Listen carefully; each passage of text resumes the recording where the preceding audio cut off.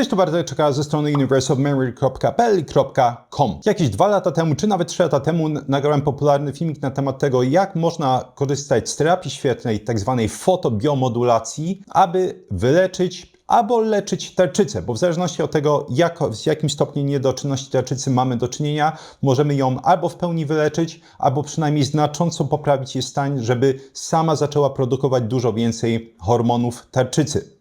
Konkretnie jeśli chodzi o tą fotobiomodulację, chodzi tutaj o naświetlanie tarczycy światłem tzw. bliskiej czerwieni. I w tym filmiku ja opisywałem parę badań na temat tego, jak to światło rzeczywiście jest w stanie pomóc, natomiast nigdy nie podałem dokładnego protokołu, jaki zastosować do leczenia tarczycy. I w tym filmiku chciałbym nadrobić to niedociągnięcie, podać Wam tak naprawdę dokładny protokół tego, jak naświetlać tarczycę, aby albo wycofać jej niedoczynność, co jest możliwe, jest to może szokujące dla wielu osób, ale jest to w pełni możliwe, albo przynajmniej jeszcze raz znacząco poprawić funkcję tarczycy, podkreślam, niezależnie od jej wielkości. Bo z tarczycą jest tak, że ona może być mała, wiele osób czasami się zgłaszało, że tarczyca jest mała, ale wariat, jak to mówią. Niektóre tarczyce, nawet będąc małym, potrafią świetnie spełniać swoją funkcję. Zanim przejdę do samego protokołu, słowo na temat bezpieczeństwa. Nie bezpieczeństwa samej fotobiomodulacji, ponieważ jak zobaczycie, jest to generalnie dosyć bezpieczna metoda leczenia czy wsparcia leczenia tarczycy. Chodzi natomiast o to, że jest to rzeczywiście bardzo efektywna metoda wspomagania tarczycy.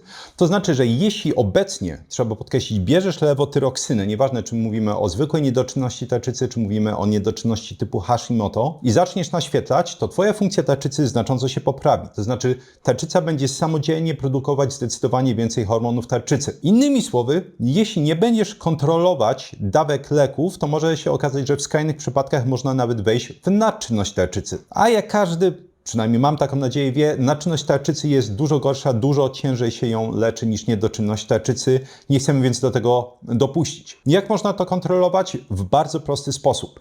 Robimy sobie panel tarczycowy pełny jako linię bazową przed rozpoczęciem naświetlania. Innymi słowy, chcesz znać swoje TSH, chcesz znać swoje FT3, chcesz znać FT4, czyli trójjodotyroninę, tyroksynę, chcesz znać poziom przeciwciał przeciwko peroksydazie tarczycowej, chcesz znać poziom ciał przeciwko tyreoglobulinie. To jest nasza linia bazowa. Następnie po 4 tygodniach od rozpoczęcia protokołu naświetlania robimy ponownie panel tarczycowy. Można wtedy zaobserwować, jaki jest trend. Oczywiście spodziewamy się, że trend będzie taki, że TSH spadnie, będziemy produkować więcej FT4, będzie więcej FT3, szczególnie przeciwciała przeciwko peroksydazie tarczycowej spadną. Jeśli ta zmiana jest dosyć duża, zgłaszamy się do lekarza, mówimy, stosuję właśnie taką terapię, chciałbym teraz zmniejszyć dawkę leku. Bo jeśli nie zmniejszysz tej dawki leku, jeszcze raz można wejść w nadczynność tarczycy. O to chodzi, żeby zacząć, że tak powiem, uniezależniać się od tego leku.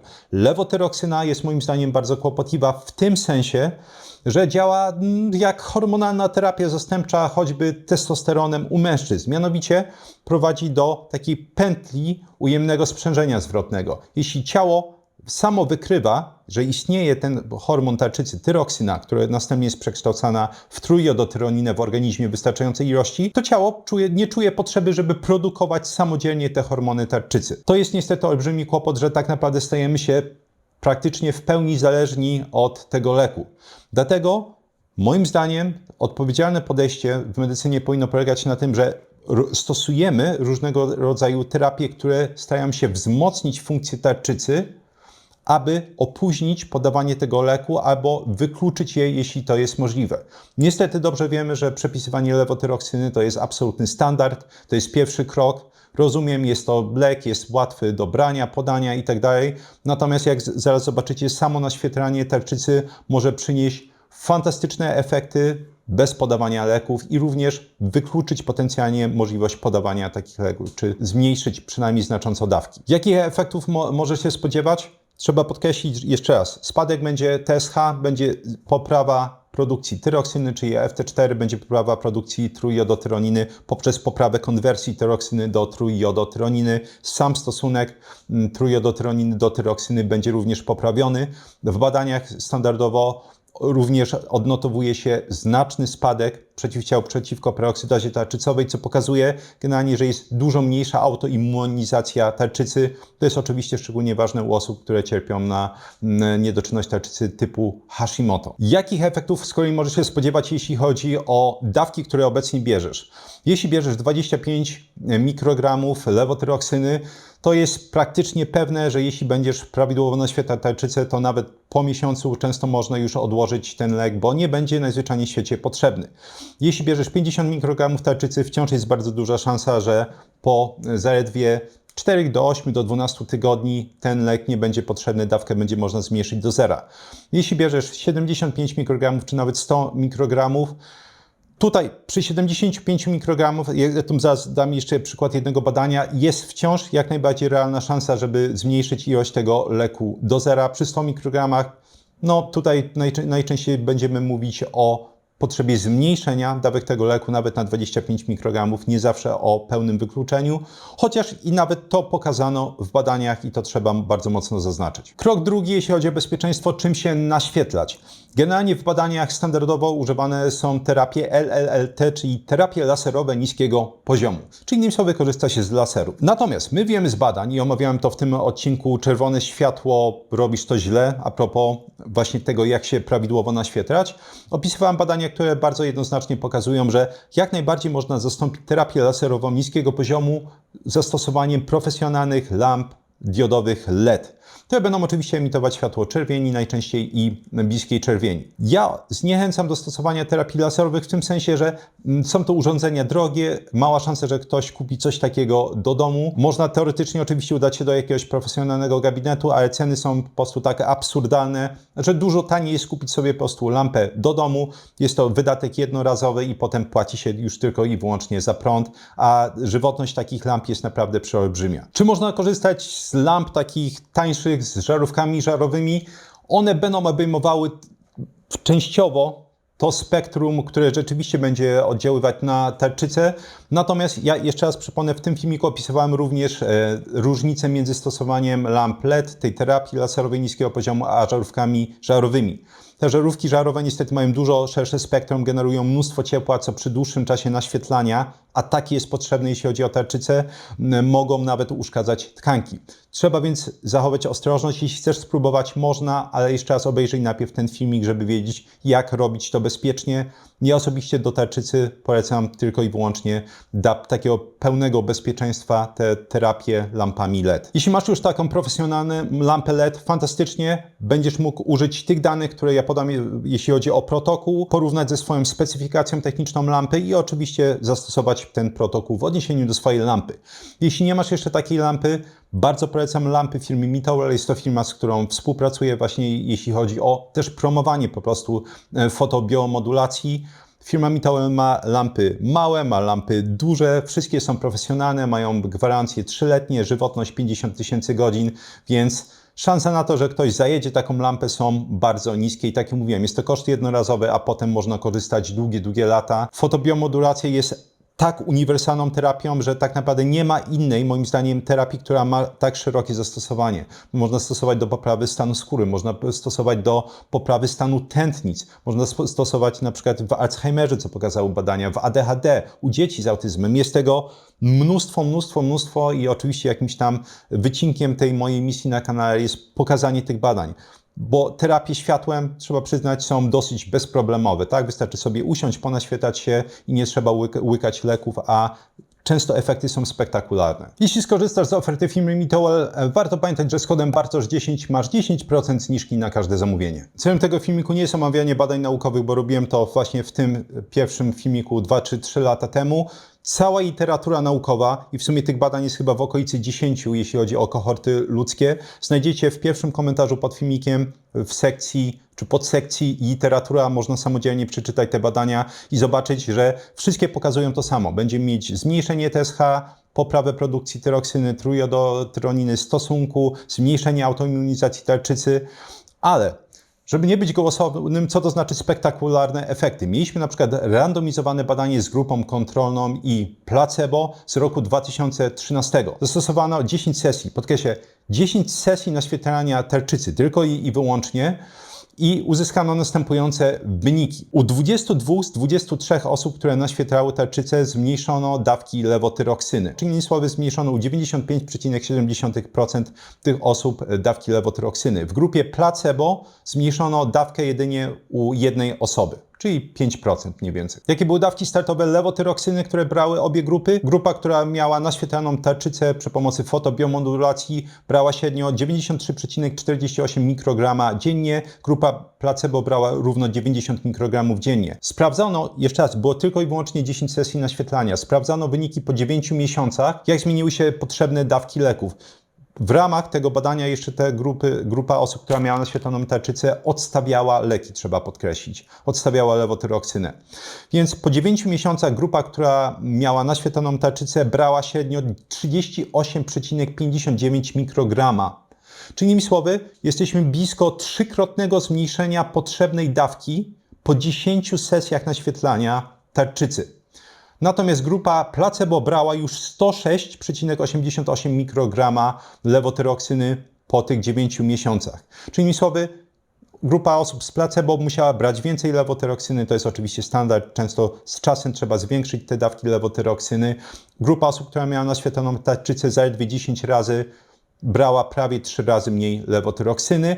Trzeba podkreślić, niektóre osoby, które miały naświetlaną lewotyroksynę, jeszcze raz, zaczynały od dawki 93 z haczykiem mikrogramów dziennie lewotyroksyny, odstawiły lewotyroksynę w pełni. Znowu trzeba podkreślić po 10 sesjach naświetlania. Warto podkreślić, że poprawiła się również echogeniczność tarczycy po miesiącu naświetlania, bo tyle trwała sama interwencja, 1 miesiąc, te 10 sesji. Innymi słowy, po miesiącu naświetlania poprawiła się sama struktura tarczycy. I właśnie dlatego bardzo ciężko moim zdaniem jest przebić fotobiomodulację. Bo owszem, lewotyroksyna będzie działać bezpośrednio na regulację tego kłopotu, ale ona w żaden sposób nie będzie pomagać odzyskiwaniu funkcji tarczycy. Nie poprawi struktury tarczycy. Innymi słowy, moim zdaniem warto zacząć od fotobiomodulacji, warto dać jej szansę. Oczywiście, czy Twoje efekty będą tak spektakularne jak efekty osób z tego badania z 2013 roku, które cytowałem? Nie mam pojęcia. Czy będą dobre? Istnieje olbrzymia szansa, strzelałbym, że ponad 90, dobrze, parę procent szansy, że tak nastąpi poprawa i nastąpi nawet znacząca poprawa, bo to pokazuje nam cała literatura naukowa a propos fotobiomodulacji i działania na niedoczynność tarczycy, również Hashimoto na ten moment. Przechodzimy do samego protokołu. Będę posługiwał się terminami takimi jak fluencja, czyli ilość energii, która zostanie przekazana tkance. I jeszcze raz tłumaczyłem, czym jest dokładnie fluencja w tym filmiku. Światło czerwone, robisz to źle. Żeby było jasne, firma Mitoel bardzo fajnie wyszła z inicjatywą po moim ostatnim filmiku i stworzyła kalkulator fluencji. Innymi słowy, nie trzeba samodzielnie wszystkiego liczyć, można wejść na ich stronę. Zobaczycie właśnie taki kalkulator fluencji, ja wrzucę tutaj go na ekran i można wybrać model lampy, który się ma albo który chce się nabyć. I teraz wybieramy sobie tryb, który nas będzie interesował i na tej podstawie wybieramy odległość, która będzie od tarczycy i w ten sposób uzyskamy całkowity czas naświetlania. I teraz, jeśli chodzi o wycinek spektrum światła, który nas interesuje, w badaniach standardowo używało się najczęściej albo 820 nanometrów, albo 830 nanometrów w większości badań. Innymi słowy, jest to światło bliskiej czerwieni. Jeśli chodzi o lampy firmy Mitoel, i ten tryb NIR, czyli właśnie światło bliskiej czerwieni, tam mamy 830-850 nanometrów, więc fantastyczny wycinek tego spektrum, żeby działać bezpośrednio na tarczycę. Teraz chcemy 100% światła z tego trybu bliskiej czerwieni. Idealny tryb do tego to jest tryb muscle, czyli do regeneracji mięśni. On jest do regeneracji mięśni, ale tak jak mówię, możemy patrząc po danych z badań właśnie zastosować ten tryb do naświetlania tarczycy. Ten tryb obejmuje 100% aktywacji tej części diod, które będą produkować światło bliskiej czerwieni i 50% aktywacji diod, które obejmują światło czerwieni. Czyli innymi słowy, na ten moment wiemy, że chcemy długość światła 820-830 nanometrów. Wiemy, że jeśli mamy takie lampy firmy Mitoel, wybieramy sobie do tego tryb muscle. I teraz o jakich dawkach energii mówimy? W zależności od badania najczęściej używano albo 32 joule na centymetr kwadratowy, albo w przypadku tego imponującego badania, o którym mówiłem, że te osoby schodziły tak drastycznie z dawkami lewotyroksyny, a niektóre odstawiły z 2013 roku, przypominam, jest to badanie. Tam przekazano 707 joule na centymetr kwadratowy, ale przez 10 sesji. Czyli innymi słowy, na jedną sesję naświetlano tarczycę, przekazywano jej 70 joule na centymetr kwadratowy. Innymi słowy, w zależności od badania mamy rozdziew od 32 joule na centymetr kwadratowy do około 71 joule na centymetr kwadratowy. Były jeszcze badania, gdzie naukowcy doszli nawet do okolicy 100 joule na centymetr kwadratowych. Moim zdaniem warto trzymać się mniej więcej tej granicy gdzieś tam 30 do 70, powiedzmy 1, właśnie 2 joule na centymetr kwadratowy, jeśli chodzi o energię, którą chcemy przekazać tarczycy. Jeśli te większe dawki, czyli w okolicy 70, miały bardziej imponujące wyniki niż te dawki mniejsze, ale wydaje mi się, że zawsze lepiej po prostu zacząć od mniejszych. Możesz zacząć od 30-40 joule na centymetr kwadratowy, obserwować wyniki, robić te badania, panel tarczycowy, o którym mówiłem i po miesiącu, jeśli chcesz, jeśli uważasz, że wyniki mogłyby być jeszcze lepsze, możesz sobie zwiększać stopniowo dawki energii przekazywane do tarczycy. Pokażę Wam teraz, jak łatwo to obliczyć używając tego kalkulatora Fluency, który jest podany na stronie firmy Mitowel. Wchodzimy sobie, wybieram serię MW, ja mam lampę MW300, wybieram stawy i mięśnie. Tam widzę, że mam podaną tą specyfikację, o której mówiłem, czyli mam światło czerwone, red 50% i NIR bliskiej czerwieni, które jest dla nas kluczowe, jeśli chodzi o tarczycę 100%. Wybieramy odległość od lampy. Ogólnie ja zawsze wolę mniejszą odległość z prostego powodu, bo czas naświetlania oczywiście będzie krótszy, ale żeby było jasne, Ty rób jak Ci wygodnie najzwyczajniej w świecie. Wybierz sobie mniejszą, wybierz sobie większą, żeby Tobie było wygodnie. Załóżmy, że wybieramy odległość 30 cm i teraz mamy dawkę energii, mamy suwak, który możemy sobie przeciągnąć. Załóżmy, że chcę zacząć od 40 joule na centymetr kwadratowy i wiem, że teraz czas naświetlania powinien wynosić około 15 minut. I oczywiście mówimy o tarczycy, mówimy o szyi. Można sobie taką lampę po prostu postawić z boku i w międzyczasie, nie wiem, posłuchać muzyki, można sobie coś obejrzeć. To nie powinno specjalnie walić w oczy. Żeby było jasne, nie jest to światło specjalnie kłopotliwe dla oczu, ale jeśli ktoś woli chronić oczy dla bezpieczeństwa takiego pełnego, można sobie założyć okularki w międzyczasie, tak czy siak. Nawet przez te okularki można sobie coś tam na laptopie pooglądać. I tyle. I siedzimy i naświetlamy. Ostatnią kwestią jest ilość sesji. Ile potrzebujemy sesji? Praktycznie zawsze w badaniach używa się 2 sesji tygodniowo i moim zdaniem to jest w pełni wystarczające. To nie działa, przypominam, w ten sposób, że więcej równa się lepiej, czy częściej równa się lepiej, bo również fotobiomodulacja może być stresorem, może działać negatywnie na tarczycę, jeśli będziemy bardzo, bardzo długo naświetlać tą tarczycę, albo będziemy robić to zbyt często.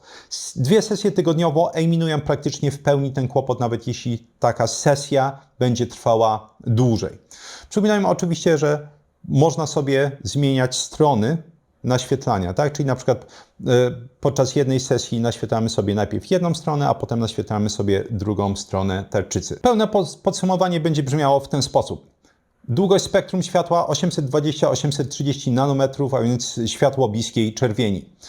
Ilość sesji tygodniowo, 2 sesje tygodniowo, można naświetlać oczywiście długoterminowo, nie jest to żaden kłopot i te efekty, tak czy siak, nawet jakby widać było w tym badaniu, po 10 sesjach mogą utrzymywać się długofalowo. Na pewno nie wiecznie, ale mogą się utrzymywać długi czas, co też stanowi dosyć jasny kontrast w porównaniu do lewotyroksyny. Jeśli chodzi o ilość przekazywanej energii, którą chcemy dać tarczycy, będziemy działać mniej więcej w przedziale od 30 do 71 joule na centymetr kwadratowy na jedną sesję. I tyle z mojej strony.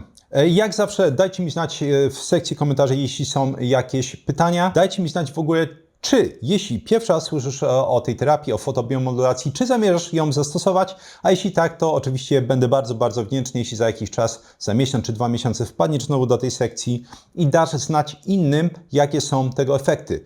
I co najważniejsze, jeśli już stosowałeś fotobiomodulację do leczenia tarczycy, mam nadzieję, że również zainspirowany tym filmikiem, który nagrywałem w przeszłości, to daj znać innym, jakie były efekty u Ciebie.